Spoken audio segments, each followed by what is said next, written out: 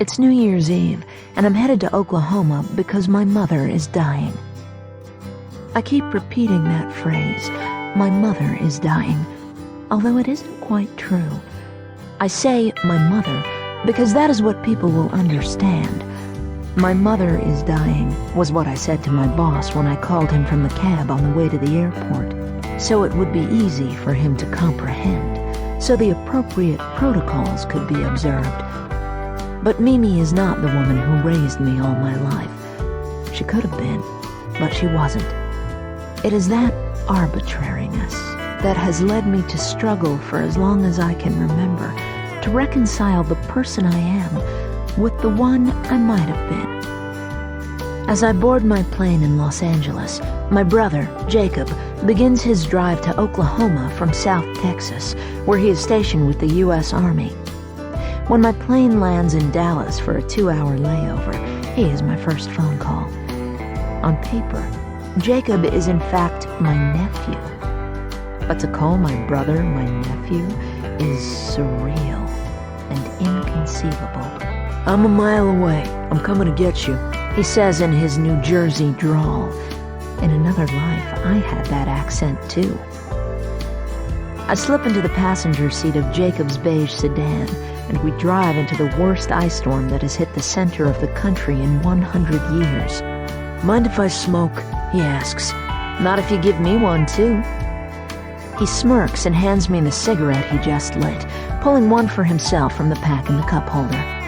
We leave a trail of smoke as we drive up Interstate 35, unimpeded except for the occasional patch of black ice.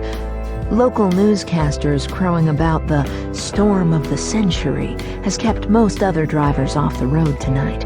That and the fact that it's New Year's Eve. Most people in the Interstate 35 corridor from Dallas to Oklahoma City are at parties, drinking champagne and waiting for balls to drop. Mimi gave me my first sip of champagne on a New Year's Eve 17 years ago.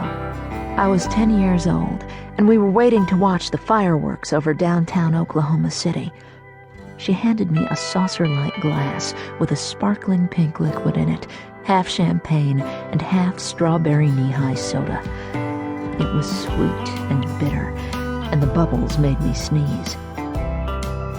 I asked Jacob what he remembers about Oklahoma, the few years that he lived there with me, our sister Rebecca, Granddad, and Mimi. "Nothing," he says. He clicks the radio dial to find a station that will stay free of static. We smoke 2 more cigarettes. We're in the flat middle of the country. There is nothing to block the frigid wind whistling over our windshield.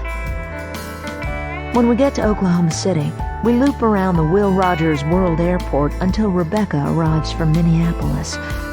It's after 10 o'clock at night by the time the 3 of us arrive in the intensive care unit at Baptist Hospital. Granddad is in the room with Mimi when we arrive, just as he has been since Christmas Day when she was admitted. 17 years ago, when Granddad became, on paper, my father, I was afraid of him, afraid of the way he could turn so quickly from the guy who sang Irving Berlin songs to wake us up in the morning to a red-faced, jaw-clenching belt wielder. He is 76 now. His shoulders have rounded, and he has softened.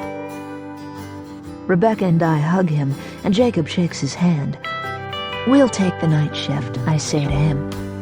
There's a moment when all 4 of us look at the unconscious Mimi and listen to the sound of her breathing.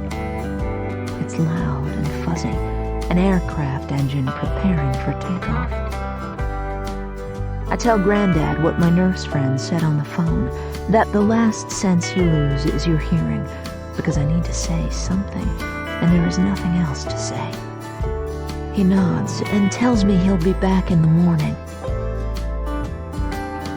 Many people have an event that tears their lives into before and after.